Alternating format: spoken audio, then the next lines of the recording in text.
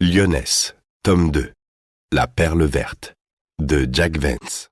Traduit de l'anglais par Arlette Rosenblum, lu par Marvin Schlick. Le lendemain du banquet, à midi, le seigneur Malouf vint rendre compte de l'état des finances royales à son souverain Ayas. La mine de Malouf était lugubre, et il apportait de mauvaises nouvelles.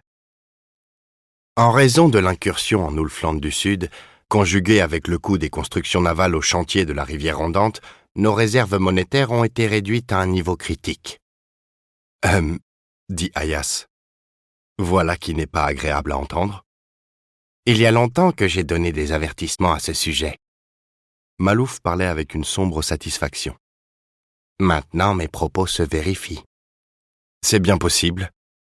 Et nos revenus du Dacinet sont-ils arrivés? Pas encore, sire, non plus que les fonds du Scola. Ni les uns ni les autres ne doivent être encaissés avant la semaine prochaine. Pour une semaine, donc, il nous faut vivre économiquement.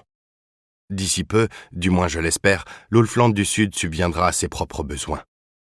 J'ai envoyé des ingénieurs inspecter les vieilles mines, qui, m'a-t-on dit, n'ont pas été épuisées, mais ont simplement été abandonnées à cause des bandits et pillards. Il y a peut-être aussi de l'or alluvial dans les rivières. Elles n'ont jamais été examinées, et un grand rendement pourrait éventuellement en être tiré, suffisant pour payer toutes nos dépenses. Qu'en dites-vous? À l'heure actuelle, cet afflux de richesses est entièrement hypothétique, et nul doute qu'il obligera à des investissements substantiels avant que nous prouvions seulement son existence. Ayas sourit. Malouf, vous avez une tournure d'esprit pratique qui est terriblement décourageante. Si les choses en viennent au pire, nous aurons recours pour avoir des fonds à cette méthode surnommée universellement la vieille infaillible. Les impôts. Il n'y a qu'à pressurer les gens jusqu'à ce que les chaussures grincent. Les rois devraient seuls avoir le privilège d'utiliser l'argent. C'est bien trop bon pour le commun des mortels. Sire, dit Malouf avec tristesse, je suppose que vous plaisantez. Pas tout à fait. J'ai l'intention de décréter des taxes portuaires à Is. Jusqu'à présent, personne là-bas n'a jamais déboursé 1 liard. De plus, nous devons commencer à collecter les revenus du Valais-Vendre qui étaient versés auparavant à Carfiliote. Il y a donc des bénéfices en vue. Et un de ces jours, nous extirperons aux barons les caches d'or qu'ils se sont constitués en se volant mutuellement. Malouf fronça les sourcils, en évaluant ce qu'il estimait être des failles dans ce plan, mais, à nouveau, conclut qu'Ayas plaisantait. Il déclara « Rude programme !» Ayas rit, mais très simple à appliquer. Je promulguerai des lois que je sais qu'ils enfreindront.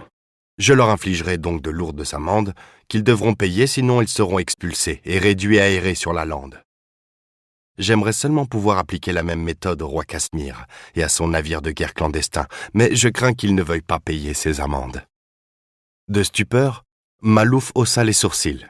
« Vous n'avez pas le droit d'imposer des amendes au roi Casmir. » Tristement vrai. C'est pourquoi je dois avoir recours à des mesures plus énergiques. Malouf fronça de nouveau les sourcils, cette fois l'air déconcerté. De quelle sorte? Dans 2 semaines exactement, à partir de ce soir, des hommes à nous effectueront un raid sur le chantier naval de Sardiya et réduiront en cendres la coque clandestine de Casmir. À l'avenir, il tiendra ses engagements avec plus de sérieux. Malouf secoua la tête. Entreprise périlleuse! Moins que de laisser Casmir disposer d'une flotte de navires de guerre. Malouf n'avait plus rien à dire et se retira. Dans le courant de la même journée, Ayas s'entretint avec le seigneur Pirmens, à qui il donna le même renseignement.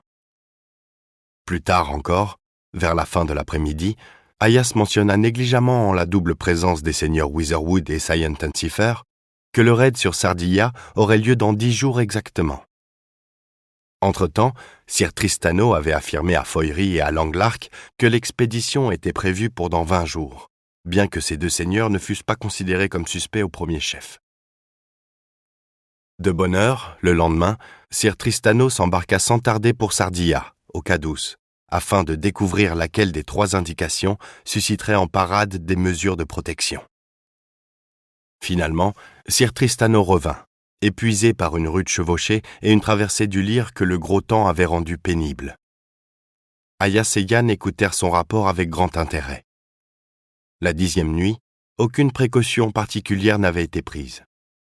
Au soir de l'intervalle de 2 semaines, 100 soldats puissamment armés s'étaient postés en embuscade et, tout au long d'une nuit lugubre, avaient attendu une attaque qui ne s'était pas produite.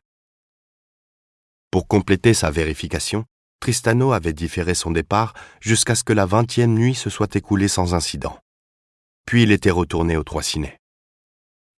3 faits sont maintenant établis, dit Aias. Premièrement, le vaisseau a bien été commandé par Casmir. Deuxièmement, un traître siège à mon conseil des ministres. Troisièmement, il s'agit soit de Malouf, soit de Pirmens. L'un et l'autre sont qualifiés pour tenir l'emploi, dit Yann. Et maintenant ? Pour le moment, mine de rien. Identifions notre homme sans lui donner l'éveil.